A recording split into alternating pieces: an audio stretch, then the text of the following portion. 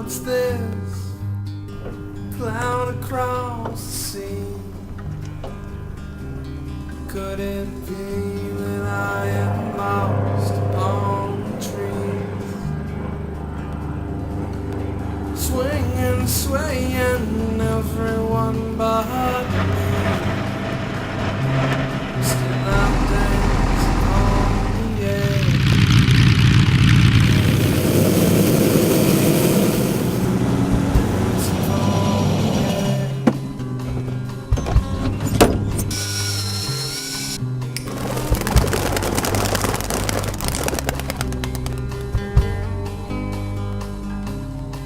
Well, when I was 16, I got my first ride in a Stearman. It happened to be a Stearman.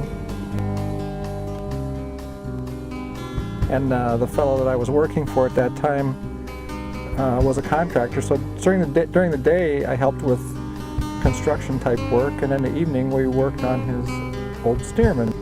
And it let me get into aviation at more of a pocket change type level. I would buy parts, and it took me, like I said, 20 years to piecemeal work on getting that Stearman flying.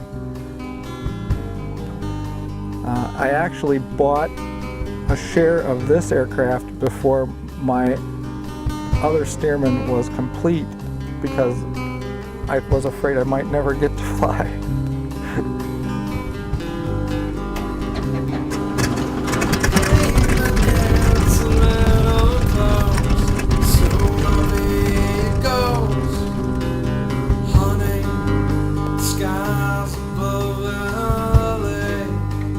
And I think they have misconceptions about the value of an airport where they think it's just a rich man's hobby, where it's not at all. It certainly brings decisions and business to the community restaurants, and most of these guys are busy enough that they'd never driving 4 or 5 hours, and they can make 3 stops in an airplane, putting 4 hours on an airplane and see 3 different communities. They'll choose flying and they'll get more done in a day.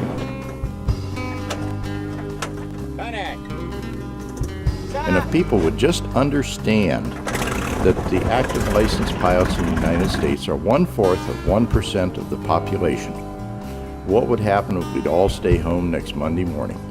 This country would be at its knees by Wednesday.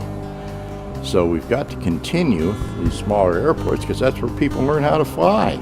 Nobody goes out to LaGuardia or LAX to learn to fly. They learn at airports like this.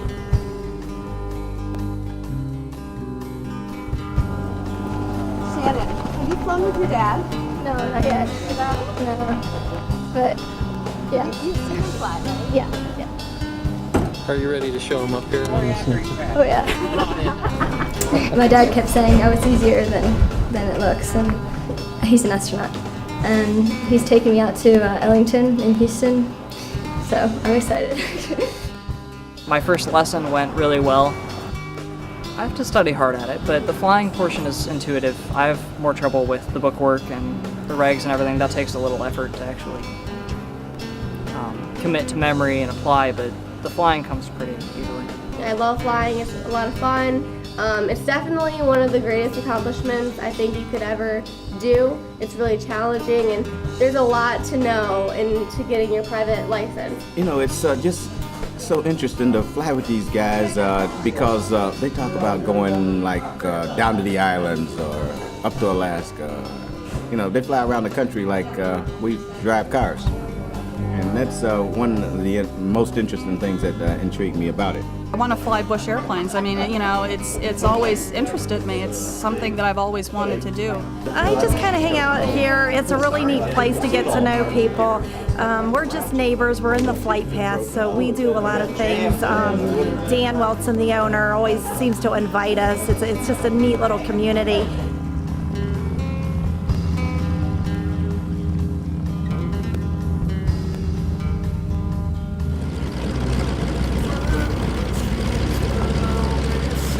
Flight number 3, and they have the briefing right around the corner. We came after church too, and we sang, "Oh, beautiful for spacious the skies."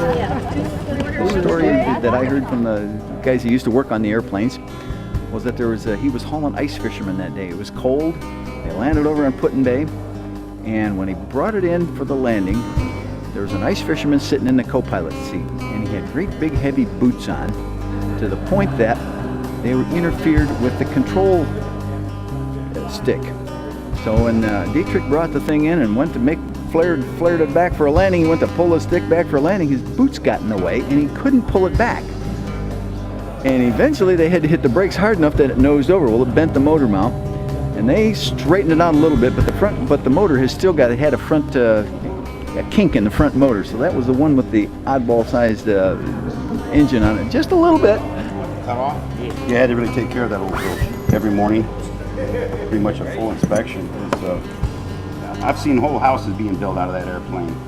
I've seen a couple cattle go across in it. You know, everything went across on Fort, everything. And you know, as a mechanic, I've been a mechanic all my life. I was a machinist for a while. You know, various things. For a couple of years, I worked on pinball machines and jukeboxes. We always make the jokes about the tri-pagers because, I mean, there's some crude things been done in them. I don't know why. I guess because they're so inexpensive. Don't skate on me now, girl. My father was one of the old pioneers at the age of 10. He used to ride his bike out to the airport and wash planes for a ride. And his first ride was in a 1928 Waco 10. That was out at Griffings of Sandusky. So when I was born, you know, of course, we were born in aviation. Well, then came time to make a decision what I wanted to do with my life, and basically I wanted to fly, and the obvious choice was go to the United States, join the Air Force, and fly, and that's exactly what I did. I used to watch them take the Pipers. This was during the war, the gas shortage. As high as they could go, shut the engine off, do all their maneuvers. That's all they could afford. We were decorating the gym in that high ladder, and I heard a room, and I said, no, I can't go to the dance with you. There's Dick. I was very fortunate to fly everything every airplane was built in World War II. And Mrs. Starrett, our sorority house mother, got under the dining room table. He buzzed the sorority house, and he got a letter about it. Young birds, we've raced them all the way from 100 to 300, 350 perhaps. Old birds go all the way up to 500. And it'll be a series of maybe 10 races that in order to cover that. The quintessential ideal pigeon is one who will fly 100 miles like a rocket, but also will be able to fly 600 miles and stay in the air all day. Everybody's looking for that. I don't think anybody's ever found it, but everybody's looking for it. It's one of the neatest things about working here is a little 3 or 4 year old kid that when they step into the restaurant, you know, they point up or point out the window or they go to the window and just smudge it. Yes. You know, and there's nose prints and fingerprints. They're stuck to the window. And it's the greatest thing to wipe those windows off and see how tiny the fingerprints are on them. And nose prints. There's nose prints on our windows when the planes pull up. It's an enormous thrill for these people, some of which have never been to an air show, probably will never go to an air show. But just to be able to be that close to an airplane and be able to count every rivet is a real thrill for not just the kids, but there's a lot of older nose prints on those windows too. But they were teaching in open cockpit planes. The student in the front and he was in the back. And it was a standard thing that after you knew the student was good enough to get the plane back to the field by themselves, that in the middle of one of these barrel rolls, and of course they were both wearing parachutes, that the instructor would release his seatbelt and activate his parachute and land. And I always did it near the airport. So the student would look back, you know, for affirmation after making this beautiful barrel roll, see nothing but loose seat belts back there and think that he had lost the instructor. When he got back to the flight line, the instructor would be standing there waiting for him. It was a standard thing they always did.